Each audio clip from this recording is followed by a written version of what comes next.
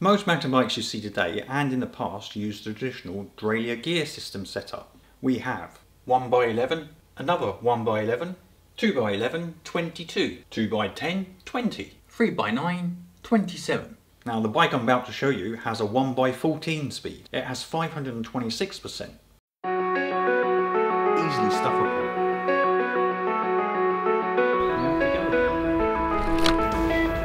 The same mount you get in the box.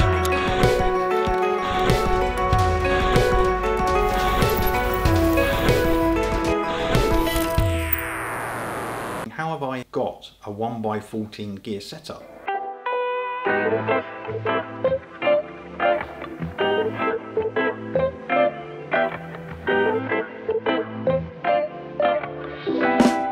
The derailleur gear setup has been around for many years, but we've only reached a 12-speed cassette in the last few years. I would say the majority of mountain bikes are a 1x setup with either an 11-speed or 12-speed cassette. The gear range, while large on those cassettes, is limited to a 500% or thereabouts depending on the make you use.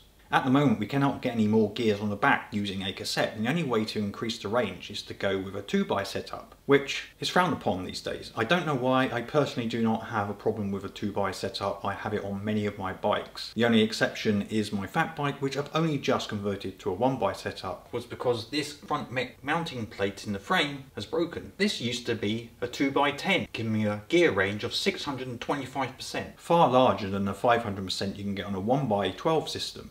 On the 14-speed setup, it has 526%.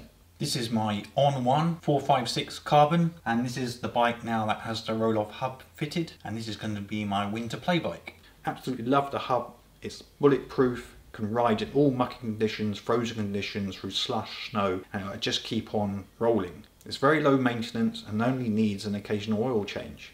It used to be fitted to this bike, a white E120, and it's been on that white for 10 years and never failed. At the moment it is converted to a 1x11 system, and you may have noticed here I've got two rings on the front. That's only because of the hills were around here and I need that gear range, because I had only 11 to a 42 tooth cassette laying around at the time. The only reason I took it off that bike is because I wanted to do another project, and that was to convert it from a 9mm quick release axle to a far stiffer 12mm bolt through axle. This particular roll-off hub can only take a 9mm quick release axle, and that's why it came off the bike. The roll-off shifts through its gears using this grip. We have the numbers 1 to 14. What's really neat about this is you can change gear while standing still. So there's two cables that run in here. The cables come out the back here, always pulling. Come into this little box. This box has a little wheel in it. If I take this off to remove the wheel, it turns what is this little nut here. That transfer into the internal hub, changing the gears. All gear hubs need to be locked into position, and the roll-off hub is no different. And so this Wishbone component here, part of the roll-off hub setup, has a pin in it, and this plate here on the hub itself locks into this when you put the wheel in, and it stops the whole wheel rotating, and so being able to pedal forward. This used to be my ride to work bike, and on here we had a 3x9 27 speed. I haven't yet finished the build, yet to get a dropper post for it, but once that's done, sort out the cockpit. All the components on here have been reused apart from the dropper post. I'm going to fit a RockShox dropper seat post with an externally routed cable, only because the stealth version won't work in this frame. It is a refurbished one off eBay, and so wait and see what that is like in about a week's time. It is an expensive item at £1,000 even back in 2010, but over the years it's made up for it in just the sheer reliability, ride anywhere, any conditions, and for little or no maintenance of parts. The rings are cheap to buy, and you can extend their life by just swapping over the sprockets and just using the teeth on the other side, which I think is pretty neat. And the bonus to this setup is it makes the bike lighter too. Now the hub itself is quite heavy, but when you take into account all the other components that make up a 3x derailleur system, that front mech, the trigger shifters, etc., they're not needed on an internal gear hub system.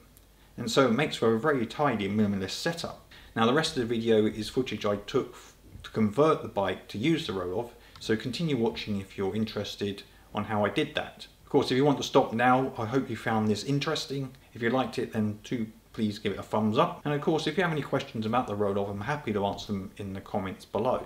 Keep well, keep safe, and I'll catch up with you guys next time.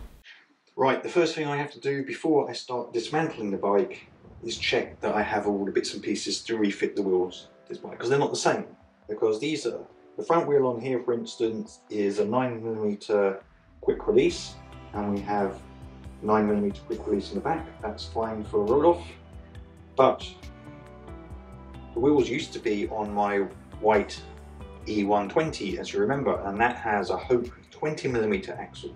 So I have to find the adapters to change from 20mm to 9mm QR. Right, Hope hooks. Oh, seem to pull out straight away. And there they are. I love Hope hubs. They're so versatile, and as the technology changes, you don't have to rebuild your wheels. You just change the axle. There we go. Quick release, just fits in there.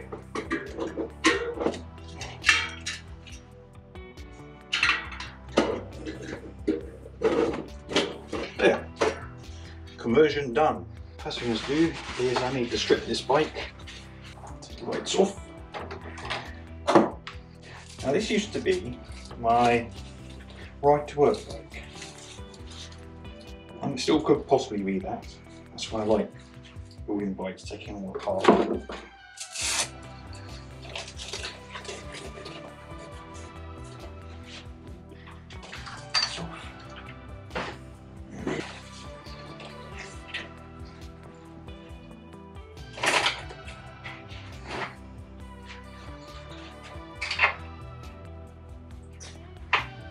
Start.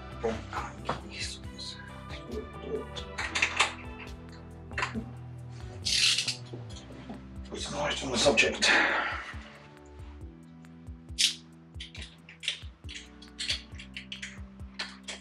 That's what stays in. Must have fallen over at some point.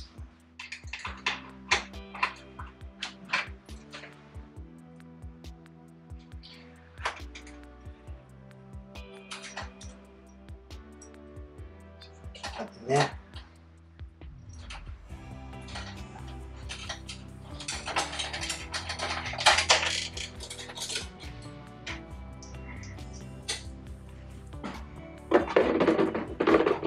Probably going to reuse that chain because there's no reason why that shouldn't work. There's a much more set. They have to reuse these. So this is absolutely broken. I am not going to throw these pads away.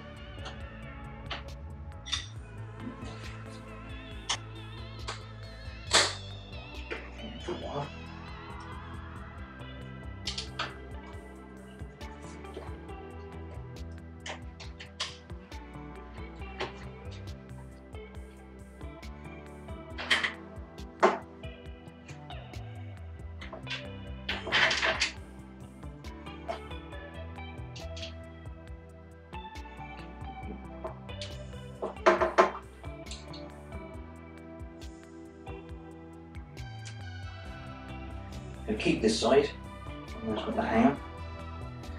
Change this side.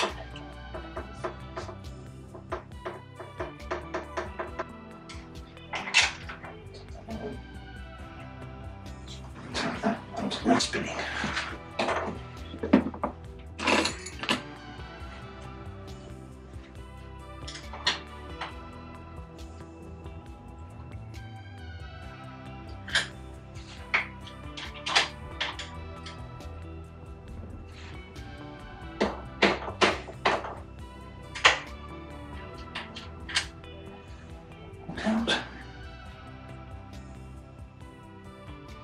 The on-one frames came with these adapter plates, so you could change the axle setup, but I don't think on-one do these anymore.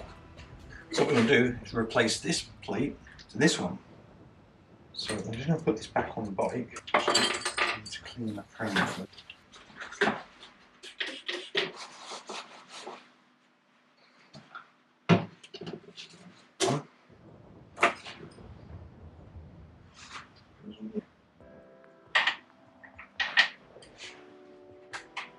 Now, so I don't know if you can see, so now the caliper mount is above the down stay. That's again sitting inside the triangle.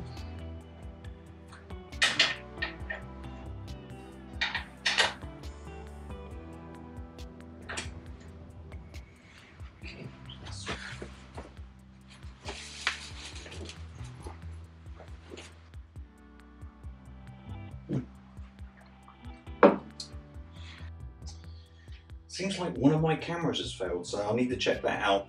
Luckily I haven't started too long recording this, so I probably have to format that SD card and set that up again. So I'll be back in a sec. Yeah, I had to format the disc, so I've lost some footage. Right, so next thing I'm going to do is I'm going to remove this crank.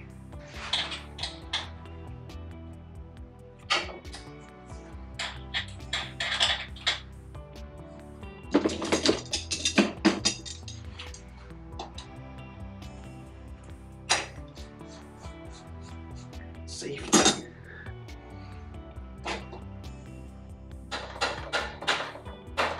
See the dust coming out there. The frame's got various holes around it so it can drain water. Down floor.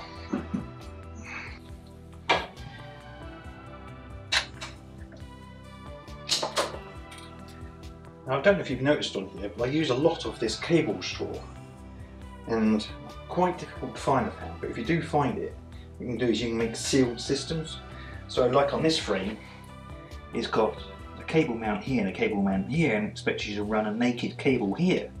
Of course that's all open to the elements and gets filled with mud and stuff, and then your gears go and get shagged.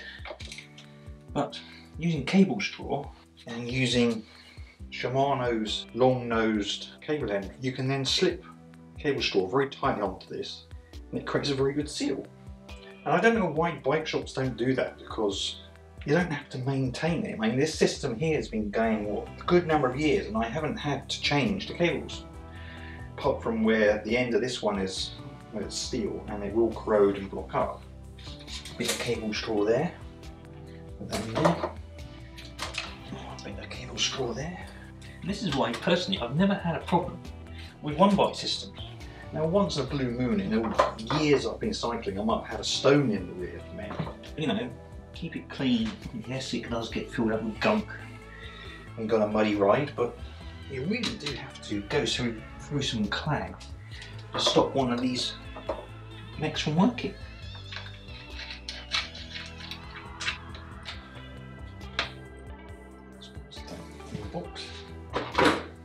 So what I'm going to do now is going to put the wheel back in.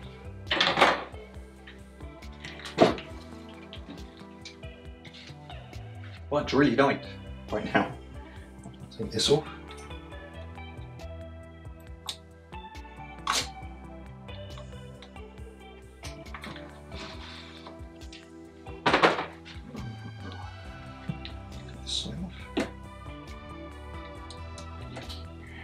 Now I've got pretty narrow bars in here compared to today's wide bars. I'm going to shorten that stem, widen those bars, because the one thing with this frame, you can see here, one thing with this frame, it's got quite a long top tube, and I'm hoping to put dropper posts to put in here. They have to be externally routed, so that'll move that forward, move that back and shorten the seat post. But at the moment, it's just shy under what I would call a good length for me, so it might still be okay, but it does tend to put a lot of weight front end, and I want to move it back, make it a bit more playful. But a lot of the trails I'll be riding this on will be cross country, so it's not as though it's going to go downhill, so yeah, I don't think it will matter that much.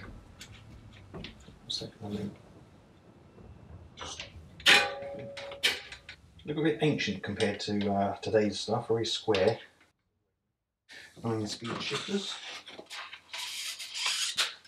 Had these for these XTR 9-speed shifters, and they've been bulletproof.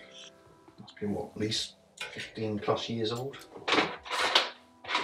So while I like new stuff, I really don't like throwing away old stuff. And I suppose this is a good example of, yeah, building a bike, but I'm building a bike out of old parts. Let me shift this one off. might just pinch out all the bolts because the bolts are just as old as the calipers, and the anodizing on these are pretty good, but the bolts don't look very shiny.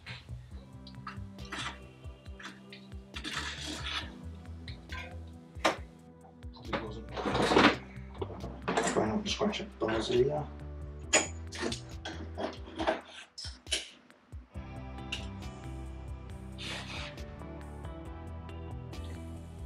So I'm going to take the rings off of this, going to reuse the crankset.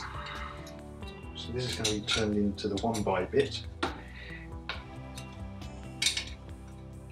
Now I'm going to put on here a ring with the cog on the back, which is actually smaller than Rohloff's recommended setup, because apparently the torque might be too much and I'll break the gear hub. In fact, they rated it such that even though you couldn't use that setup, but two people on a tandem could use the setup. And it survived, but they keep it in the guarantee, which obviously doesn't apply anymore because I'm going to ignore it. You couldn't have a certain combo of sprocket setup. So anyway, I'm going to either put, depending on the rings I can find, I've got one up there's a 34, I think I've got a 32. I think a 34 would be good, because this internal gear hub, even for 11 years old, and this is why it still beats a 1x12 system, has a gear range of 526%. Now you can only get that today, or in the last few years, with a 1x12 speed with a 51 tooth or 50 tooth. Now, SRAM's 50 tooth setup only gives you 500%. And that's what makes me laugh. This Rohloff hub has been around for those 11 years, and I've been running a 1x14 on a full suspension bike. Yet the sheep in the world follow and go hurrah, we've now got 10 speed, 11 speed, 12 speed, and we've upped the range of percentage, gear range, and you think that's the best thing since sliced bread, but the Rohloff has got there before you many years in advance. One of the reasons Rohloff has never been, I suppose, totally popular, because the cost to put this on a bike is very, even though you would get an XT setup, can be a third to a half of what it would be to put a Rohloff setup on. I mean, the Rohloff hub and all its gubbins will set you back just about £1,100 today. You can put on a 12 speed, a damn good 12 speed system for half that. I think I costed out an XTR setup, which still only costs you 600 quid.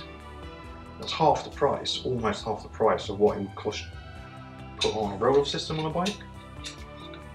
One of the arguments in the past, and it's amazing how I think this one's been forgotten, one of the arguments in the past, especially on a full suspension bike, was that unsprung weight hanging off there and how it would affect your suspension system.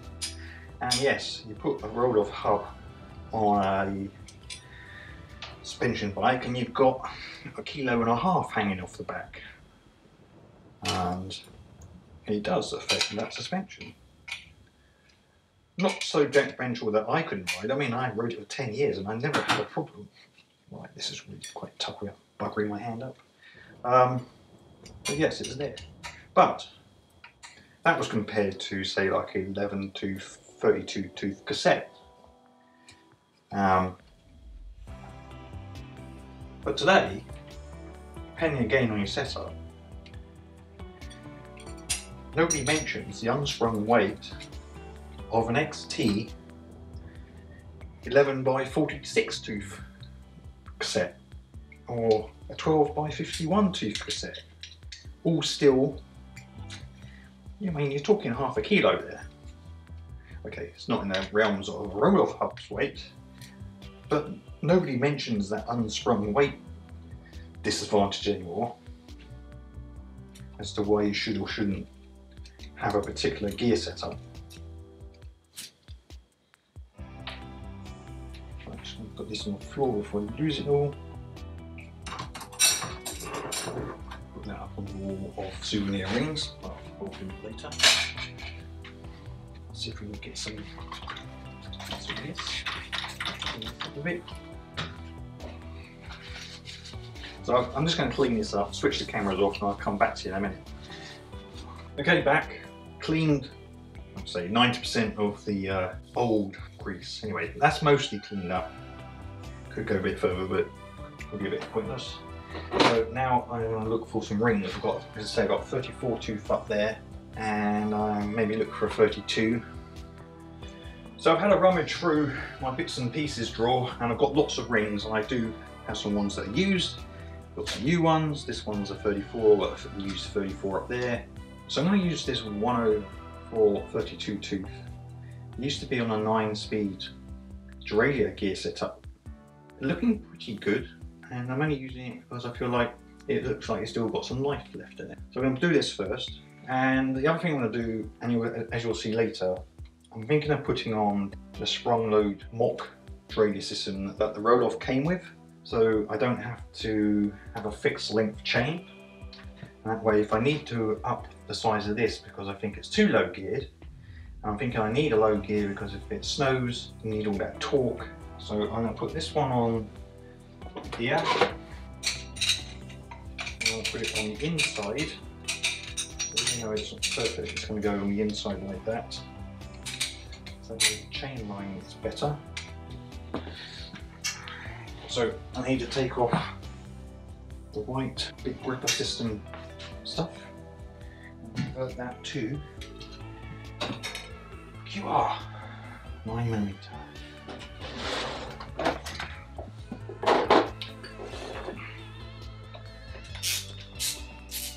So after a bit of subtle persuasion, I've taken the cotton reels off of here, and there's the standard 9mm quick release type fitting. So now I'm going to swap the wheels over.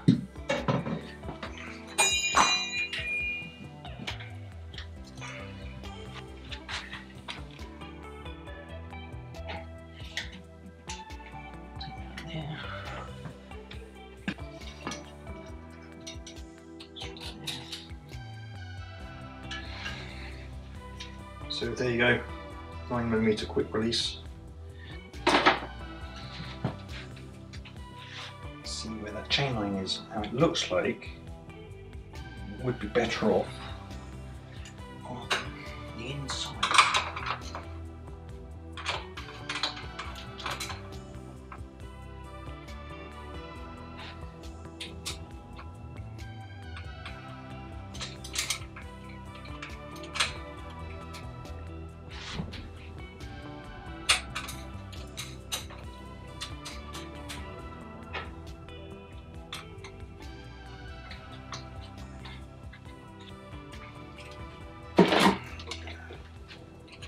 So this gets to be straight, then it's because then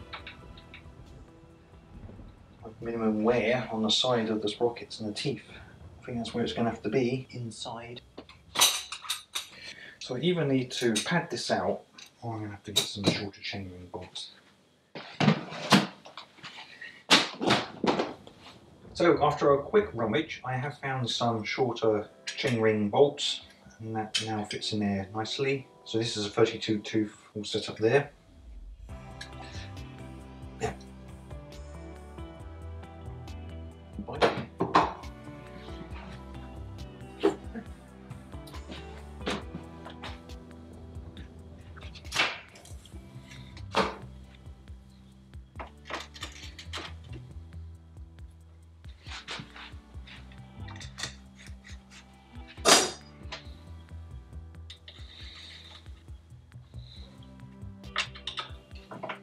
So as I said, I'm going to put the Jockey radio thing on there, which is this guy.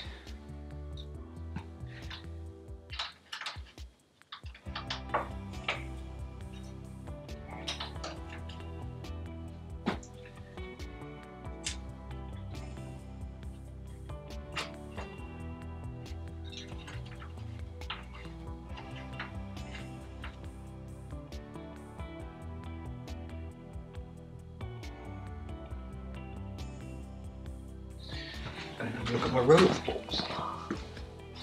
We have the original roll-off box. Let's see if we can find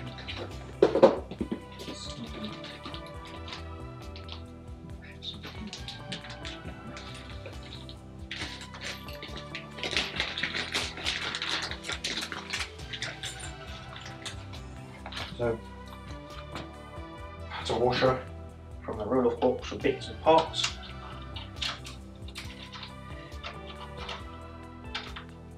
From those years ago.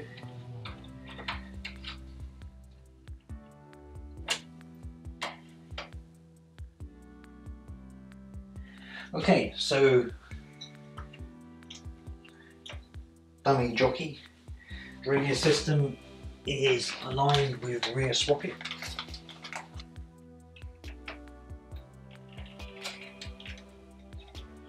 Too hard to change it at a later date.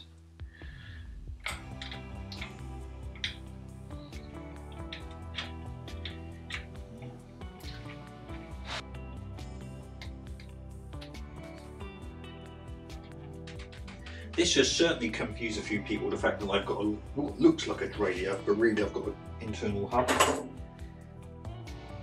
This isn't like a fixed wheel type system where you can slide the wheel backward and forward, it's always in a set position.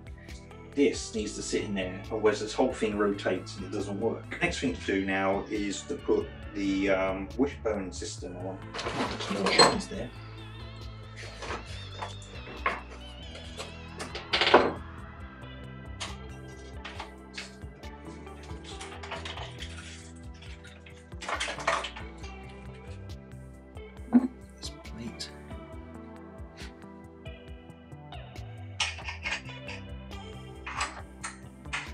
Go there like that.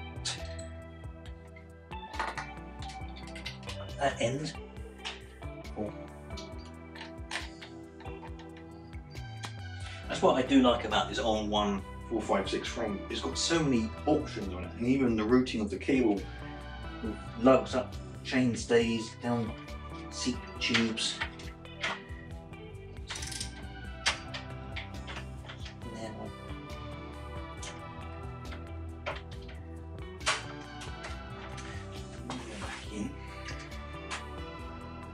So up.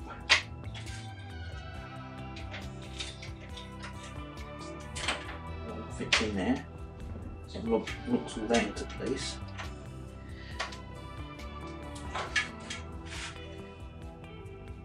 I might have to rejig that relative to everything else though.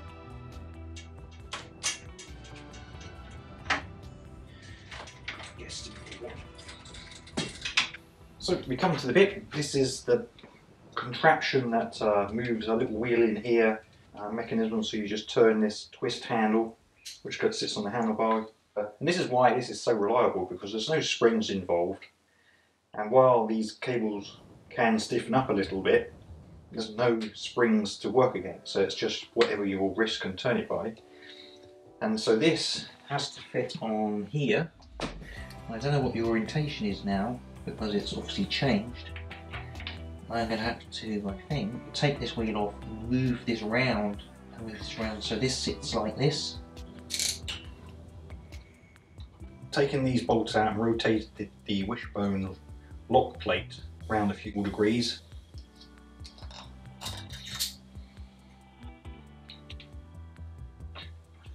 Just back on here just for the sake of it. Okay, so those two screws are. And then this, the next stage is to put the tyre on, so I can turn this up the other way. Okay, so we have tyres changed over. I'm ready to put this back in. Wishbone.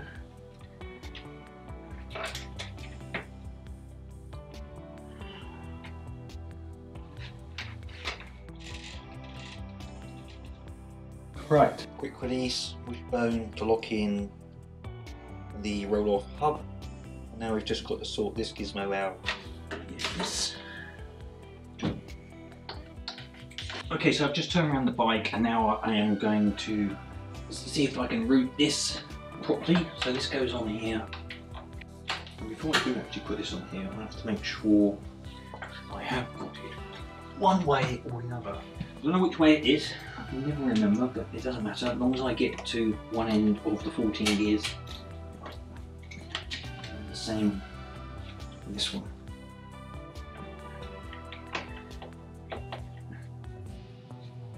So this is basically doing what this was doing. Kicking through there. And that's the nice thing about this. Perhaps you didn't realise and appreciate you can actually change gear and still. Okay, so that's cool. It's not really hard to do to change the cables in this, but if I can get away with it, I don't want it being too long. Just don't want it to be too short for the steering, right? So I'll put this one on here just to make sure this is one end. See if we can get the other end. Like that. And if I twist the handlebars,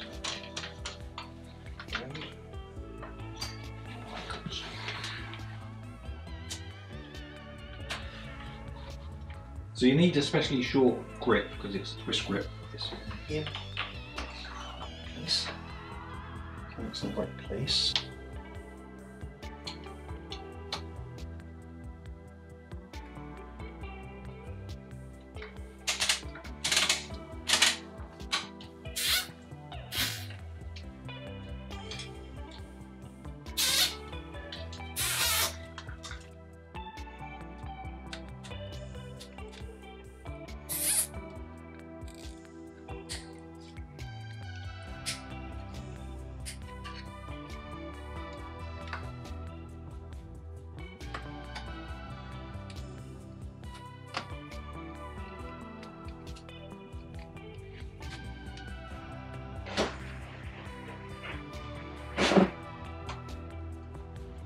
Okay, so that's the bike setup for initial first phase. I'm going to take it out for a quick ride, see if that chain is compatible with these sprockets.